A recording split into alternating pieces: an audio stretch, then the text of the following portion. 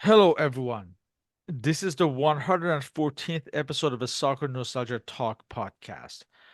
As always, this is Sean from Los Angeles and the Soccer Nostalgia blog. Unfortunately, Mr. Paul Whittle of the 1888 Letter blog could not make it this time.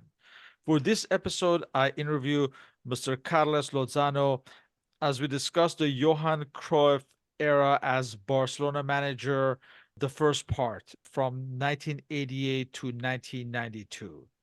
And at a later date, we will discuss the second part from 1992 to 1996. Mr. Lozano is a Spanish economist and former Catalan city councilor, and he is also a member of CIHEFE, the Spanish Center of Investigation of Football History. Welcome, Carles. Good morning, good night for you. Let's go back in time. What was the state of the affairs at Barcelona when former great Johan Cruyff was appointed as manager in 1988? It was really bad. The previous coach, Terry Venables, started very well. He was big champion in 1985, and a team that played very well, very well. They were impressing, and Spain recognized that it was, with very difference, the best team in Spain. And in 1986, I reached the final of the European Cup, where Barcelona was defeated by Steaua Bucuresti by the penalties because Barcelona failed all four shots they have. 2 years later, the situation was very worse. Absolutely lacking a renovation of the team, absolutely needed some success. Venables was sacked in October 1987, and the new coach, Luis Aragonés, the famous Luis Aragonés, who later will become the European champion with Spain, and was also recognized for his trajectory at Atletico Madrid, was in Barcelona 9 months, were really depressing. I say depressing because the same Luis Aragonés admitted later he had a depression during these months. And there were terrible months in which Barcelona, with the same players of some years before, was only the sixth in the league, but reached and won the cup final. So the situation in 1988 was the need of a total renovation. President Josep Lluís Núñez looked for a new way, leaving the players, a lot of players knew they were to be sacked because, in addition to all of this, in April 88, all the players of Barcelona made a mutiny against the president. There was an important problem about the taxes they had to pay. They had contracts according to which the taxes were paid by the club and they received net salaries. But at the time, they had to pay a lot of taxes. So there was a mutiny known as the Mutiny of Esperia, because in the Hotel Esperia, all the players and the coach made a press conference saying that they wanted the president out. It was really a strong problem for Barcelona. Solution: to finish that season as they could and to start from zero. And the first point was taking a new coach. We'll talk later about the several options they had, but the best was to take to Johan Cruyff, because Cruyff was legend of Barcelona. He was a player of Barcelona from 1973 to 1978 and reached a very high level, especially in the first season. The first season of Cruyff Barcelona is spectacular, at the same level that he had in Ajax, where he won the European Cups, or he had in the World Cup of that same year, 1974. Later, for 4 years, with very little success, but with prestige and with a lot of good games, but not any championship won by Barcelona, thanks to Cruyff. So the supporters of Barcelona would accepted that this legend came back. He was also the coach of Ajax. He had won the Cup Winners' Cup. And so he was seen as a very good option to start again. Now, this was in the midst of Real Madrid's success with the La Quinta del Buitre generation. Was the Cruyff appointment specifically intended to serve as an electroshock to revive the club? Yes, of course. The Real Madrid of the 80s was a very good team, with Michel, Butragueño, Sanchez, and especially Hugo Sanchez, the scorer who reached 30 goals every season. At that time, that was a lot. Real Madrid had won 3 leagues in a row and still will win 2 more. So Barcelona needed something really spectacular. Barcelona had tried it. For instance, Barcelona had contracted Gary Lineker 2 years before. Hugo Sanchez was a very good scorer, but Lineker was the top scorer of the World Cup and in English Idol. But even so, the records of Barcelona never were so good as Real Madrid. And there were a feeling that the Real Madrid era, la Quinta del Buitre era, could be very, very long. So was needed strong character and a strong football man, as was Cruyff, in order to can go against the Leo Benacer's Real Madrid team. How important was Cruyff's past as a player and legend for the club in terms of being accepted by the Barcelona crowd? As I told you, in Barcelona, being a former legend is very important. We had seen it when Kubala, for instance, left Barcelona and only 1 year later was appointed as the coach. We see now with Cruyff, for 5 years in Barcelona, was the best player in the world, and now was seen as the coach that was taking the Dutch football again to the top. And since Ajax had some very bad years in the final 70s and first 80s, but was again in the top of the European football, and it was taken to Cruyff.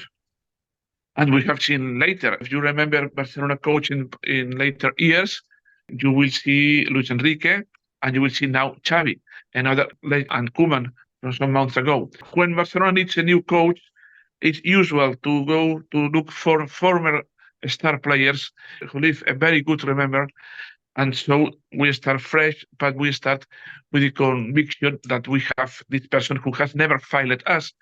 So he will now protagonize the miracle to start again in Barcelona. It's a very difficult objective, but in this case, Cruyff got it.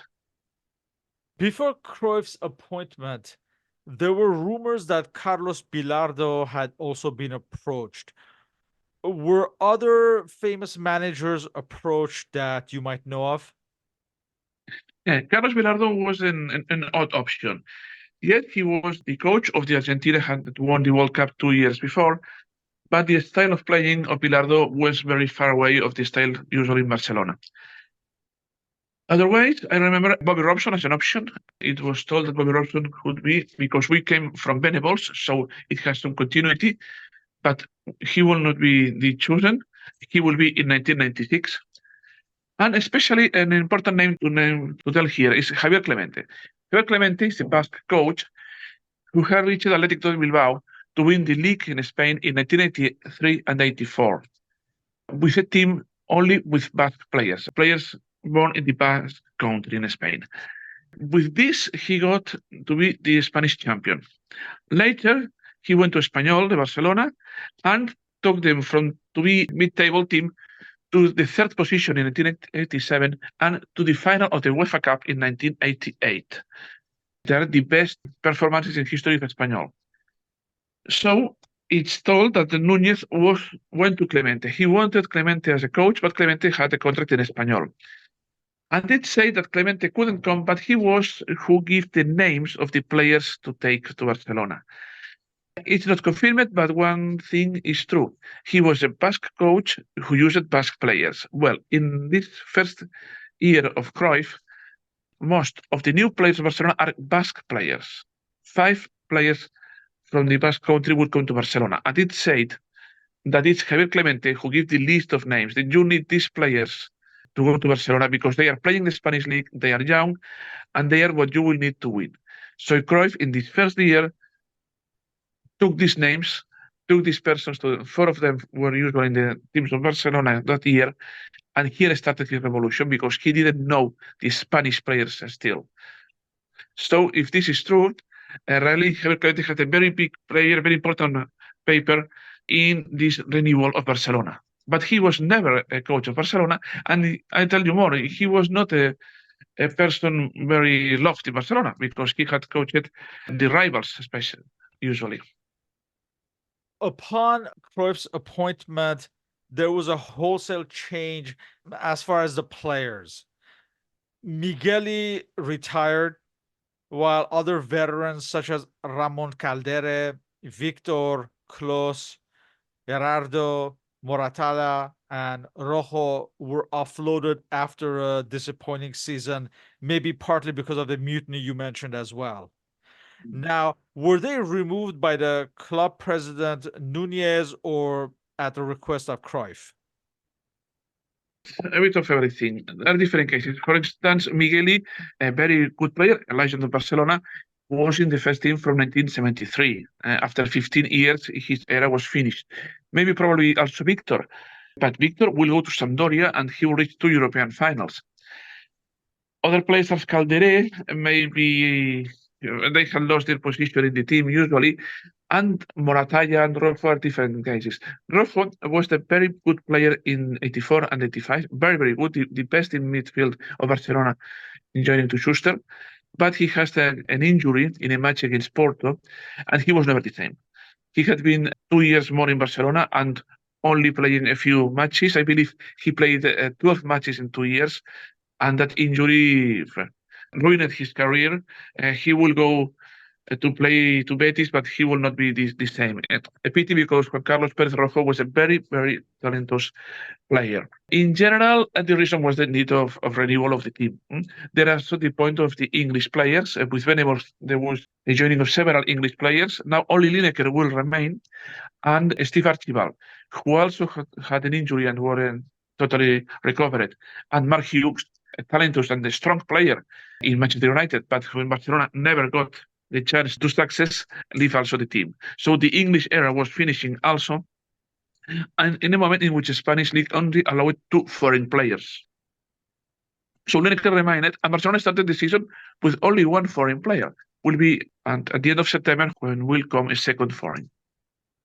The players who survived these purges included goalkeeper Andoni Zubizarreta, international midfielder Roberto, and captain of the team Alessandro, while others like Julio Alberto, Urbano Ortega, and Lobo Carrasco also remained on the team, but they were no longer first choices. So, as far as the foreigners you mentioned, the controversial Bernd Schuster joined Real Madrid, while Scottish striker Steve Archibald and the Welsh striker Mark Hughes were both offloaded. Mark Hughes went back to Manchester United. The Paraguay born Luis Amaria also left. Gary Lineker was the lone foreigner remaining. However, later after the Olympics, little known Brazilian defender Alioso was signed.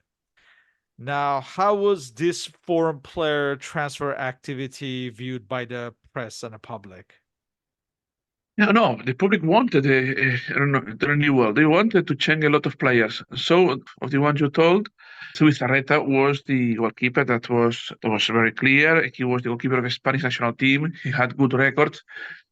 Other players like Julio Alberto and Urbano seem to be in a low point of their career, but they stayed in Barcelona. And Urbano will be in some time with Cruyff player in the lineup, not so Julio Alberto.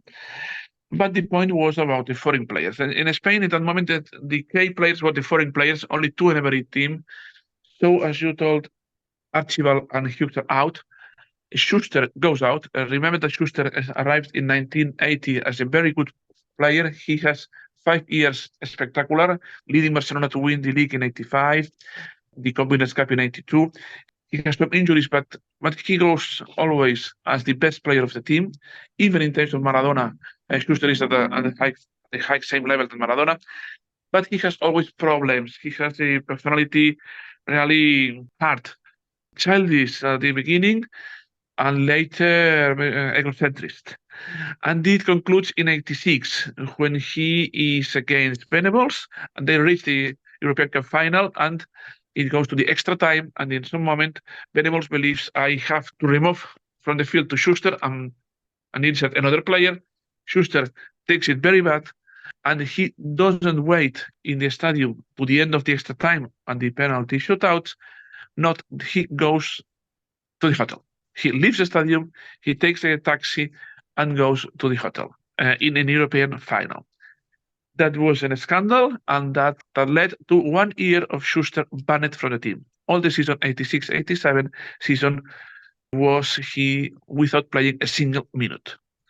But in 87, he comes back.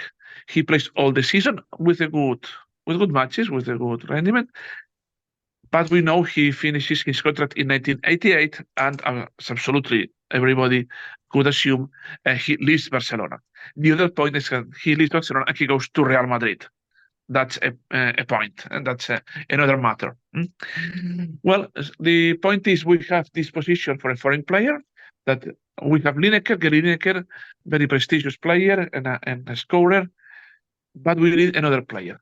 Finally, in September 1988, Barcelona contracts another player, and it is surprisingly Aloisio Pires, and defender of the Brazilian Olympic team who had reached the silver medal in Seoul. Well, he was a good player, a good defender, but nobody expected that because it was unusual that a defender was the new player. Usually in Spain, the foreign players were attackers with midfielders because they had to be the distinctive player, the jump in the quality of the team. In this case, Cruyff had a vision that Aloisio was the man he wanted, and Aloisio will be for 2 years the player in the center of the defense of Barcelona.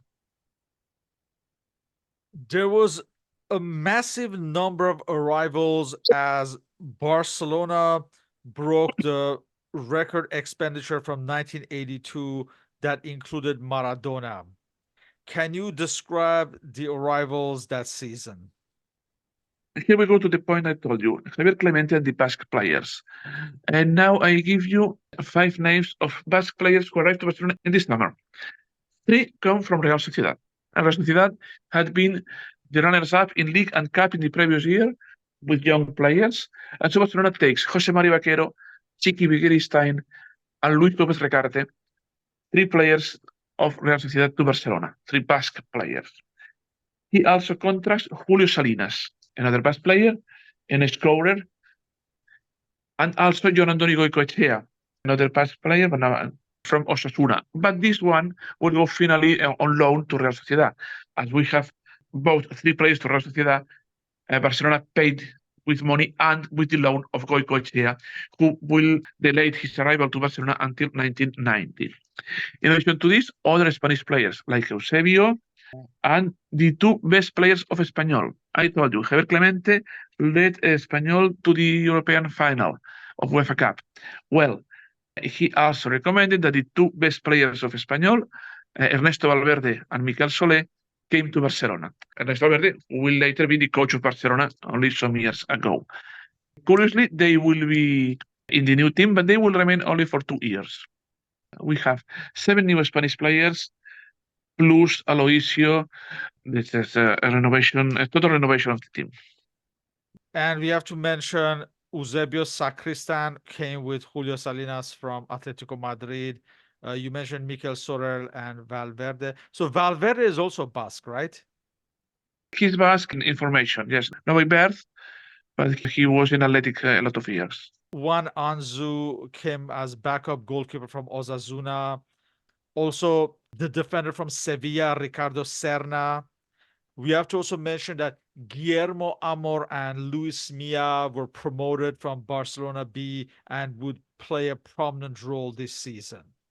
So a lot of new players for this facelift of Barcelona. Yes, you can see that the usual team in 1988-89 will be this: Zubizarreta, Serna, Aloisio López Recarte, Milla, Eusebio, Roberto, Vaquero, Lineker, and Julio Salinas. Of these 11 players, only Zubizarreta, Roberto, and Lineker was the previous season. Barcelona will play usually with 8 new players. Over the years, much has been made of Cruyff signing little-known Dutch midfielder Danny Muller, who was the son of former Ajax player Benny Muller. At the time, Danny Muller, he was engaged to Cruyff's daughter Chantal. Though he was restricted to the B team, there were charges of favoritism that would also come up later with his own son, Jordi, and third choice goalkeeper, Jesus Angoy.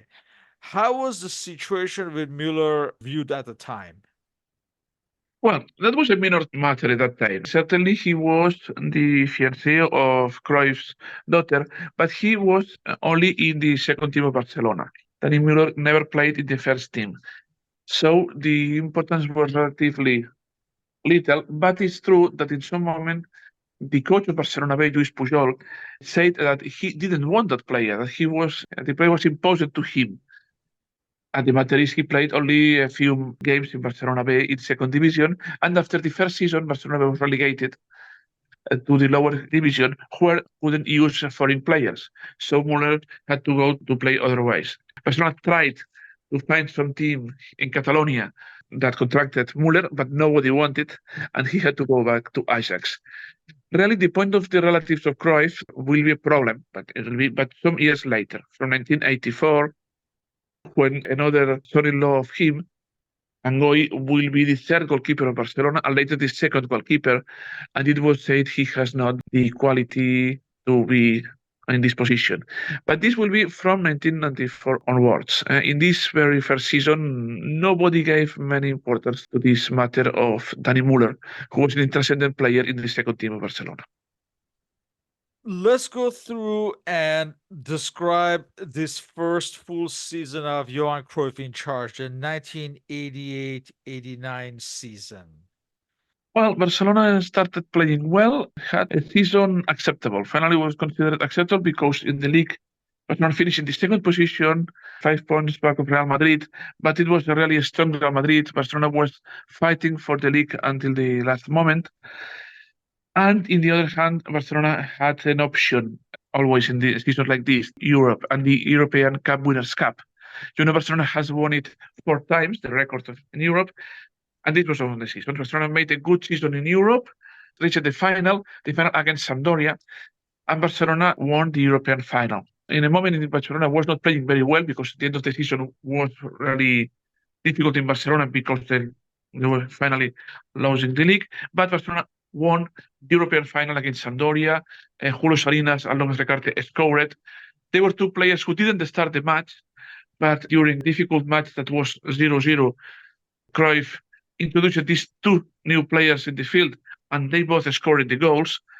And so finally, Barcelona finished this first season with the feelings of we are evolving, we are building a new team with new players. Real Madrid is still a bit better because Real Madrid of Quintal was a very good team, and also because there were some polemics in Spain about referees, and so usually in favor of Real Madrid. But in Europe, we have got a chance, and the next year is finally the second season when we will reach our top. So the balance of the first season have a low point, which was the decisive match in the league against Real Madrid. Barcelona could take the first position, but didn't reach it. But later, to be the champions of the European Cup Winners' Cup was taken as a big success in Barcelona in that time. Can you describe the strange late season signing of the Paraguayan striker Julio Cesar Romero and his quick departure at the end of the season?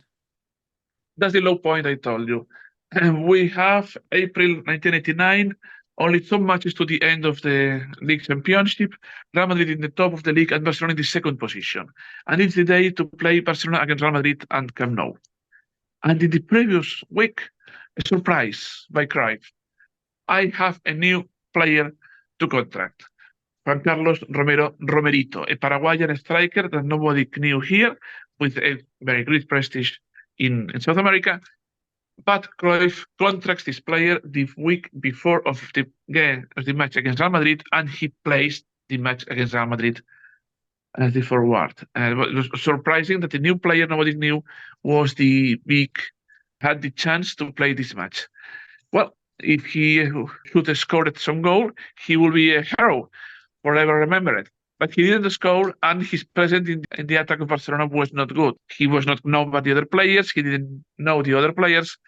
So the match finished without goals. A 0-0 that left Barcelona in the second position and made it possible to reach the trophy. So Romerito was here only for 2 months, and at the end of the season, everybody thought, well, we need a really good foreign player for this position. And he will leave Barcelona because Laudrup has to take his place. Here later in Paraguay had some success also. It was a player with a big name in Paraguay, and in South America still now, if you ask for him. But in Barcelona, 2 months with nothing to remember. It was also during this first season that Risto Stoichkov came on Cruyff's radar. Can you describe the circumstances? They say they knew before, but the point is in the semi-final of the European Winners' Cup, Barcelona has to the opposition of Shredec Sofia, the former CSKA Sofia. And in that team, there is a young striker and a young forward named Hristo Stoichkov, who scores twice in Camp Nou. Barcelona wins 4-2 with very difficult and 2 goals by Stoichkov, and strikes again scores again in Sofia when Barcelona wins 1-2. 3 goals of this young player. Everybody looks at him. And so Jose Maria Minguella, transfer specialist in Barcelona, goes to Bulgaria, met with the authorities of the armed forces of Bulgaria, because Sredec was the team of the military in Bulgaria. And guess what was not usual, that a player from the communist Europe goes at the young age to Europe. So they reached this contract with this player that we had seen only twice, but will be also decisive in the change of Barcelona and will arrive here in summer 1990, 1 year later. Gary Lineker was mostly confined to the wing against his wishes, and this would lead to his return to England and Tottenham in 1989.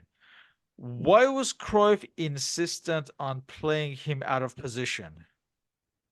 That was the biggest debate in that season.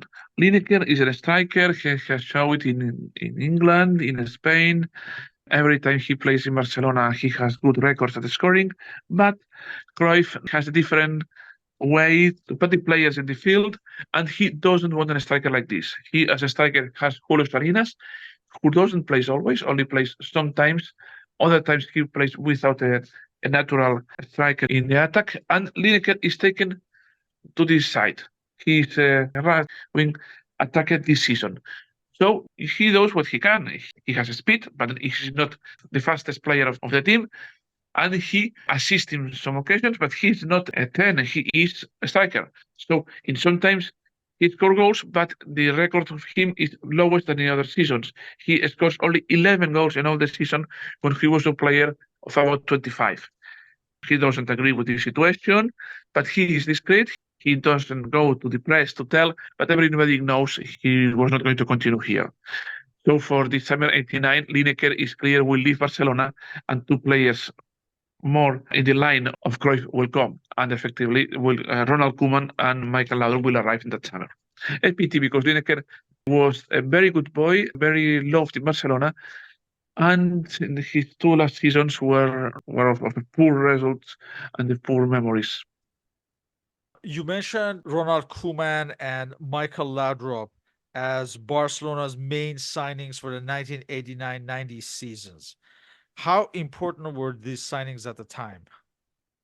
Were very important. As a matter of fact, they were seen as some of the best players in Europe.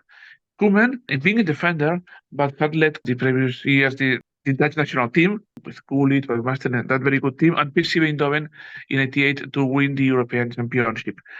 He was not the best player in quality in some matters. He was not a fast player, and he had some problems in defense because of this. But he had some strong points, very strong points. He could take the ball from the last line from close to the own area to the opposite area in one single pass, and facilitating the possibility of any scorer running there to score a goal. It was impressing the quality in the pass of Koeman, and also in the faults. He scored a lot of goals shooting faults directly to goal. Some of them will do history. And Mikel Laudrup was seen as a top player in Europe. He had been in Juventus, but he finished badly there and was looking for a team where I start again. And in Barcelona, we would find this chance, and he will live 5 years, brilliant 5 years in Barcelona, in the position of attacking midfielder. The same that later we'll have players like Messi or Ronaldinho, and here he will be a very, very strong point in this new Barcelona that really in 1989 had to start to play well. In contrast to the previous season, Cruyff maintained the Spanish backbone of the side. How did the fans view this decision? He saw the second season and the season where he will take new tactics, new ways of play. But he was a genius, and the genius made strange things. The first match of the season, 1989-90, Barcelona goes to Valladolid, a match, an usual match, who we should win. And unexpectedly, a player named Lucendo of the Barcelona B, a young player that nobody knew, is in the team, is in the 11 players who start. Nobody knew, nobody understood, and in addition to this, Barcelona was defeated by Valladolid. So we had polemics. And so all the years, Cruyff had this genius point and used players that nobody expected, or they used them in positions unusual for them. And in this second season, where everything should go well, and the league was a disaster, Barcelona finished in the third position, was never close to Real Madrid, who that year was particularly effective with records of scoring goals and so. And the season of Barcelona was very, very low in the league and also in the European Community Cup. This year, this will not be the salvation of Cruyff, because in the second round, in a very emotional eliminatory against Anderlecht that go to extra time, the Belgian side eliminates Barcelona. So Barcelona will have this season only one objective, the Copa del Rey, that will win, but with also a lot of problems. Yes, and you have to mention they defeat Real Madrid in the final for Copa del Rey. Yes, when Barcelona had a bad season, there is always a chance to save it. That it's defeating Real Madrid in a final. In April 1990, some people wanted to sack Cruyff at the end of the season because after 2 seasons, the league had not been won, and we had good players, but we were not the best, nor the second team in Spain, because Valencia was the second qualified that year. But a cup final against Real Madrid is always a focus point, and Barcelona will win that final. 2-0 against Real Madrid with a goal of Julio Salinas. I believe the other was by Amor, I'm not sure. And Barcelona reaches a cup, the minor cup of the three important trophies of the season, but it was against Real Madrid. And a match with of all the tension of the Clásicos, with Fernando Hierro sent off in the first time, with Real Madrid as a clear favorite being defeated by Barcelona. It gave hope and it gave the confidence in the Barcelona supporters that Cruyff should continue 1 year more, but this third season they had to succeed because 3 years without winning the league, it will be very bad. But the second season was the critical point of Cruyff. It was really close to be second at the end of the season, and to win to Real Madrid in the cup final was the salvation of the Dutch. Let's start with this pivotal 1991 season. Can you describe the transfer activity? Well, it's not especially big, the transfer activity. It's a Stoichkov who arrives. That's the big point, because he gives the character, the personality, the aggressivity in all the ways that Barcelona needed at that point. And also 3 other players. Goicoechea, who was on loan, as I told you, in the Sociedad, came to Barcelona. He will be key in the new team. Albert Ferrer, a young player of the La Masia, who was on loan on Tenerife, had been there fighting to avoid relegation. For a defender, it is a very good formation because he worked very hard there. Tenerife got the objective, and he came here as one of the best defenders in the history of Barcelona. He will be for 9 years in the team, in my opinion, as one of the best players in Barcelona in the history of the defensive work.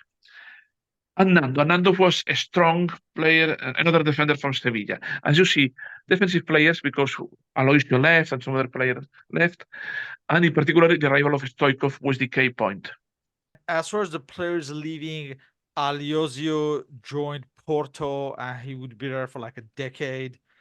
Others like Roberto rejoined Valencia. Valverde left to join Bilbao. Anzu joined Sevilla, and Onesimo, who had joined the previous season, he left to join Valladolid. Also, we have to mention that during this previous season, Cruyff had a dispute with Luis Milla, who would not sign a new contract, was left off the team. He would join Real Madrid. All these players, you would say, were normal de Barcelona. They were at the top, and maybe Roberto, but in general, everybody understood they left the position to another player. Milla was different. Milla was the player who was the starting in the midfield, the position of five, and was young, was the player of the La Masia, but he wanted a highest salary. And he was for 6 months, arguing because he wanted a highest salary. And Cruyff, in this, was very particular. When he established that the player couldn't go to the top of the salaries because he was not still a big player, was only a young player progressing, Cruyff was rigid, was strict, and said if he doesn't want to continue here because of money, he can go. And Cruyff established to Núñez that let him go. If he doesn't want to be here because of this matter, we will find another player. Let him go. And he will go to Real Madrid, was especially dramatic. Well, in Real Madrid, he will have a good career, not especially brilliant, but he will have a good career. But in the other point, the place he left in the midfield of Barcelona will be later occupied by Josep Guardiola. So, seeing in the time, it was a good thing that Luis Milla left because so Guardiola could have a chance and later be one of the best players in the history of the Barca. Let's discuss this 1990-91 season, which was Cruyff's third season in charge, with Barcelona finally winning the league title for the first time since 1985. Barcelona finally, for the very first moment of this season, plays well, is leading the league, will be the champions with a lot of points of difference, and will be wonderful. All the year is this way of roses? No, not the opposite. When Barcelona was playing well in October and could be a very good season, Barcelona goes to Atletico Madrid within the Calderon, and there it's defeated. It can happen. Atletico Madrid was the second in the season. Well, but Koeman breaks his leg and will be for 3 months without playing. Ronald Koeman, who was one of the strongest players in this start of the season. Well, a problem. Let's continue. But we arrive to December. The Spanish Supercopa, a minor tournament, but it is against Real Madrid. So all the passion again. And in Camp Nou, the first match, a polemics with the referee and the Stoichkov with that angry character of him, angry personality of him. He goes to the referee Ulises Azpitarte, and what he does? He talks to him, he blames to him. No, he attacks him in the feet. Indescriptible, it's unacceptable. He could have broken the feet of the referee because of the force he attacked him. So he has a sanction of 6 months without playing at Barcelona. 6 months. When Stoichkov was the best forward of the season, the scorer, the new player, the difference, a sanction deserved of 6 months. Lucky for Barcelona, the no recurses and new judicial views finally left the sanction in 2 months. 2 months of ban. But for the central part of the season, Barcelona has to play without Koeman and without Stoichkov. And even so, they continue winning matches and being the first position of the league. And also later, the Cruyff problem. Johan Cruyff has to have an operation for his heart. Of course, he had been a chain smoker for years. And after this, he's forced to give up smoking and becomes an anti-smoking advocate from this moment on.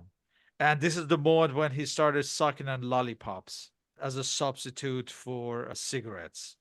We also have to mention that this is the first season that Guardiola makes his debut for Barcelona. And also, Goicoechea is one of the key players of the season and makes the Spanish national team.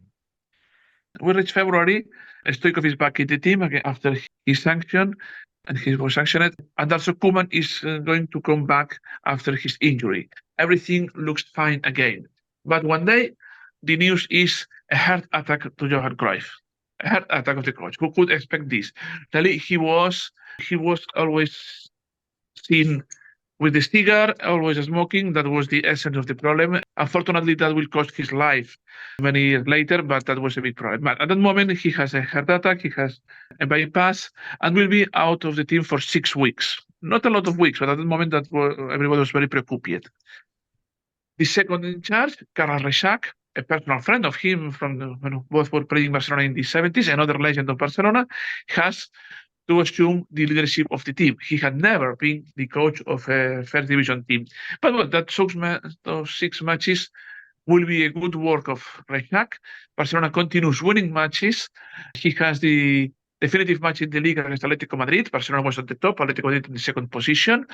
Just a draw in Camp Nou, sufficient enough to continue in the leading. And Barcelona continues his line and in the first position of the league. You told some players, Guardiola begins to play only a few, as he's a very young player, but Goicoechea is one of the case of the season, as you say. Goicoechea is a very fast player. He plays as a forward in the right, but Cruyff, in one of his genialities, will use it not only at the forward, right wing, but also in the defense, as a right wing in the defense. So he has all the right wing to run for, and unexpectedly arrives up. He usually this season may have in the top Stoikov in the center of the attack and Chiki Begiristain at the left, Laudrup just back of them, but the right side without an attacker. So this Goicoechea coming from back, who arrives with his velocity and breaks the defenses of the team. That will be a very key point. The first year of Goicoechea is his best, maybe with the second, less in the third, and even less in the fourth season. Till the point that Goicoechea is only 4 seasons in Barcelona, and with a curiosity, he is champion of the league in all 4 seasons. He's the only player in Barcelona who can say has played 4 seasons here, and in all 4 of them was the champions of Spain. Let's look at the 1991-92 season. And can you describe the transfer activity? Barcelona has won the league in 1991. It has been defeated in the final of the European Cup Winners' Cup against Manchester United. That was a pity because Barcelona met Alex Ferguson's Manchester United, met Mark Hughes, the former player of Barcelona, who scored in that match, how not, against a goalkeeper who couldn't be Zubizarreta because he was sanctioned. The goalkeeper was Carlos Busquets, and that was not enough. The season finishes so with 1 title, the league. Summer 1991, a new season forwards, and only 4 new players to come. 2 of their defenders, Juan Carlos and Cristobal. The other is another defender, Miquel-Àngel Nadal. He was strong and qualified defender in Mallorca, who had played 50 matches in the previous season, arriving to the final of the Cup. And for Mallorca, it was his first Cup final in his history, so that was very remarkable. And this Miquel-Àngel Nadal, maybe you don't know, he has also some curious to tell, that he is the uncle, of Rafael Nadal, yes, of the tennis player. So he came here, and that's a pity that for Rafael Nadal, being his uncle, a Barcelona player, Rafa Nadal is a strong supporter of Real Madrid. Well, that's a pity.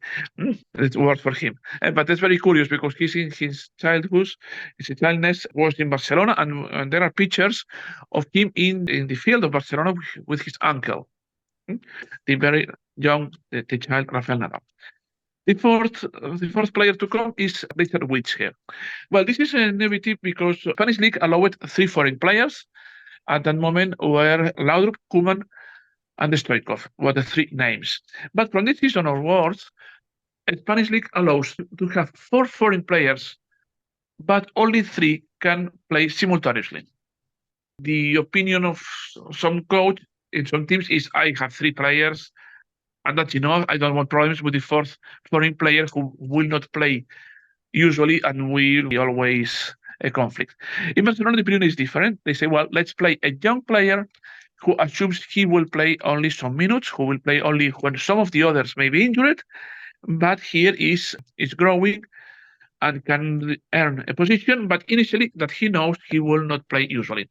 And so Richard Whittle is a 21-year Dutch player recommended by Cruyff, who arrives here with this role.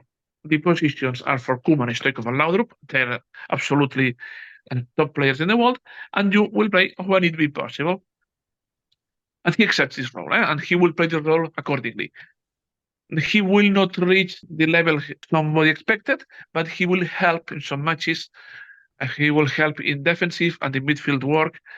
But he's not as talented as other players and will be here for 2 years until a moment in 1993 when the opinions change and they take Romario to this position of the 4th foreign player.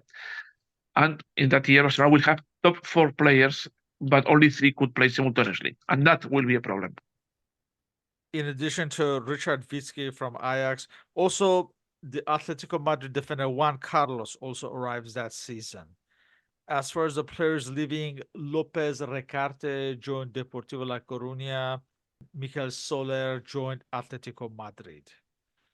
Let's discuss this fourth season in charge, the 1991-92, that would turn out to be the most successful season of the club up to that point. Yes, and I didn't start especially well. If in the league, Barcelona was in the second position because Real Madrid started really strong, really strong the start of Real Madrid. And in European Cup, there was a big problem for one day. But European Cup in these first stages was played as direct eliminatory, and Barcelona met Kaiserslautern. Nowadays, 30 years later, we didn't remember Kaiserslautern was one of the best teams in the Bundesliga. They had won it with justice and have a very strong team and have a field and a stadium for was very, very difficult to win. Well, Barcelona defeated Kaiserslautern 2-0 in the first leg, but in the second leg in Germany, Barcelona was down 3-0. Barcelona was in the doors of the elimination. At the very last minute of the match, there is a center to the area by Koeman, and the little, because he's not a tall player, little Jose Mario Vaquero jumped very high and with his head scored the goal that was the 3-1, and so Barcelona qualified because of the goals scored away. So Barcelona could, it was very celebrated, could qualify for the next stages. If Vaquero shouldn't have scored this goal in November 1991, Barcelona shouldn't be the champion in 92. And maybe all the history of the club and even more will be different. So this moment, if in November was the key of the season, and maybe it's not very known, many remember, but it was the key of the season because later Barcelona will have some injuries. Albert Ferrer will be 5 months out of the team for injury, and so Serna and even Alexanko, who was a very 34-year-old, will play a lot of matches. But Barcelona goes consolidating a team this season, as we tell now, will reach the best results in his history. There's an incredible last final day. Real Madrid lost at Tenerife that hands the title to Barcelona. And then, of course, we'll remember the Champions League. Yeah, the first Champions League final against Sampdoria and that Ronald Koeman free kick. And Yeah. the season ends on a high with Barcelona and Cruyff at the top. May 1982 is one of the best moments in history of Barcelona. Only, I believe, 1992 and 2009 are the best moments in the history. You must believe, in February of that year, Barcelona was in second position in the league. Real Madrid is in the top. But Barcelona is playing better. And that moment, press, TV commentators, even people, is beginning to give value that Barcelona plays very well. And Real Madrid is not playing very well, but Real Madrid is in the top. And there is something unexpected. The president of Real Madrid, Ramon Mendoza, sacks the coach, Vladimir Antic, who was the coach of Real Madrid, who was in the top of the league, because the play was not nice. And Leuvenacker takes the team. After that, Real Madrid will lose the league in the very last match of the season. At the last match, Real Madrid arrives 1 point over Barcelona. Real Madrid goes to Tenerife. Tenerife is that season around 14th position. And the coach of Tenerife is a former Real Madrid player, Jorge Valdano. Barcelona has to play at home and will win Bilbao. That's no problem. But Real Madrid is playing at Tenerife. And if Real Madrid wins in Tenerife, earns the league championship. And Real Madrid is winning 0-2 at the beginning of the second time. But incredibly, a goal of Tenerife.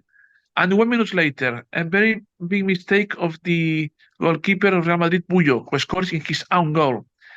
And even later, a third goal of Tenerife will lead to Real Madrid being defeated 3-2. They needed to win. And Barcelona is the new league champions, unexpectedly. In the very last match, Barcelona has won the league. And this comes just 3 weeks after Barcelona has been the European champions. Not the State Champions League, but one of the last European Cup. In the final against Sampdoria, against the Italian champions. In the extra time, Barcelona has won with the goal of Koeman, the most remembered goal in the history of Barcelona. Everybody here can tell you how Vaquero touches. It's not a direct goal from a fault. It's an indirect fault. There is a little pass of less than 1 meter by Vaquero, and Koeman from 30 meters away shots to the goal of Sampdoria and give Barcelona the first European title. It is very important. It's the first European title in the history of Barcelona. Now we have 5. It's different, but at that very moment, the culture of Barcelona people is we will never be champions. They had 2 defeats, very sad, in 61 and 86 against lower teams. That Barcelona was favorite but was defeated. And finally, in 1992, Barcelona was the European champion. And add to this that Barcelona was the European champion, was the league champion, and 2 months later, Barcelona had the Olympic Games here. So what else can you? You are the center of the world in the sporting matters. European Champions in football and Olympic Games in the same city in the same summer. This marked the end of the first phase of Cruyff's tenure with Barcelona. How was the first half of his Barcelona days viewed? Well, Barcelona was at his top, and Cruyff was at his top. He had reached what he wanted. Barcelona was the best team of Europe, and more important, the style of Barcelona was new, was fresh, was genial, because Cruyff saw himself as a genius who used only 3 defenders, who had taken Goicoechea from be a forward or be a defensive right wing, who had talented player in midfield, but also working very strong, who had a mentality different that included that when that was the usual point in Cruyff. When the team was defeated, Cruyff go to the press and say the players have played well, it's their fault. And this worked. And the players reacted because they knew they were with a coach that was the best in the world, and they have to react. And the next match they won. And so usually Barcelona had a team that I will remember now because it was consolidated. Usually in 1982, Barcelona was playing with Zubizarreta, Goicoechea, Koeman, Nando, Guardiola, Eusebio, Amor, Vaquero, Stoichkov, Laudrup, and Mgr-Part. And having players as Julio Salinas, as Ferrer, as Whittle in the reserve. With these players, Barcelona is in the top. The players of Barcelona, Stoichkov will win the Golden Ball, the Ballon d'Or. And so it's different. But it's not only the success in the field, it's also the concept. And Cruyff has his own concept, and he wanted to be remembered because of this, and he had it. And the point that this concept that he implements in that moment in the first 90s, and in my opinion, will be even better in 1993-94. For me, the real best Barcelona, the dream team is the 94. But in this season, is European champion, and this style is still the reference in Barcelona. Every coach has come to Barcelona later and has been asked for this style, and has to swear that he will be loyal to this style. Xavi now, but before Van Gaal, who came here because he was in Dutch and expected to continue this, but he adapted differently. Later, Rijkaard will be the coach in Barcelona because he was the second of Cruyff. And later, Rijkaard, Guardiola, Luis Enrique, Valverde, Koeman, Xavi, all names related to Cruyff or to the Dutch style. And this, 30 years later, is still the legacy of Cruyff. How do you look at Cruyff's signings in his first 4 years? He is unexpected. He usually, I remember that we started the matches, and it was impossible to know which 11 players he will line up. It was absolutely unexpected, players out of position, sometimes 3 defenders, sometimes 4 defenders. But that was his reality. So you have to understand that Cruyff, who was criticized in some moments, in his perspective, had his ideas, was loyal to his ideas, and with them, triumph got the exit. In his last 2 seasons, he will be loyal to his ideas, and he will have many mistakes. He will take players not so good because, in the essence, don't forget, football is a game of players, and he also reached this European Cup and so because he had very good players. And he had some seasons with some of the very best in Europe and in the world when it comes to Mario. But the best in Europe were in Barcelona. Stoichkov, Koeman, Laudrup, Guardiola, Zubizarreta, Mgr-Part even was at his top with Goicoechea. And that was the point of Cruyff. I have the best players, but I usually unexpectedly in new ways, in new styles, and so I surprise the rival and I win the matches. Do you think his past as a player and legend of the club bought him some time and patience from the fans in the first couple of seasons as the Real Madrid was still winning the title? Yes, not fully, because talking of Cruyff was remembering one of the biggest wins in Barcelona history, as was the league in 1974 after 13 years. That was a drought for Barcelona's history. And even the match when Barcelona wins 0-5 to Real Madrid in 1974. Remember, that's the best match in the last century in the history of Barcelona. Remember this, growing that Cruyff is worshipped around the world as one of the best players in the history, allows him to have some indulgence when things go bad, especially in second season. Second season was really, really hard. And Barcelona was not winning the league. It was very far from the Real Madrid in 1990. It was the last big year of Real Madrid, with Hugo Sanchez scoring 38 goals. Only the league. When in Barcelona, the top scorer was Koeman. It was Koeman because he shot at the penalties. Barcelona had not a scorer that season because Julio Salinas never was an effective scorer as needed. So in 1990, if Barcelona wouldn't have confidence in Cruyff, and it comes also because they win the cup final to Real Madrid, that was a inflection point, we could have changed the story. In 1990, the normal course of events would have been a change in the coach of Barcelona, but Núñez had the confidence in Cruyff, maintained him, and so will come 4 consecutive years of success. It's a pity that after this strong confidence of Núñez in Cruyff in 1990, later in 1996, they will finish the relationship very, very badly when finally Cruyff is sacked of Barcelona because bad results. And the relation between Cruyff and Núñez will be absolutely bad and with consequences during 10 or 15 years in history of Barcelona when the Barcelona supporters will divide between Núñezistas and Cruyffistas. Is the 1991-92 season the most memorable and dramatic season in the club's history? For my generation, it is absolutely. And this season, as I told you, Barcelona wins the league, the last match unexpectedly, wins the European Cup, and Barcelona has also the organization of the Olympic Games. That is a very strong point in the history of this city. Well, in my opinion, there are 3 other seasons who deserve to be remembered. 1952, when Kubala's Barcelona wins all 5 trophies they play, national and international.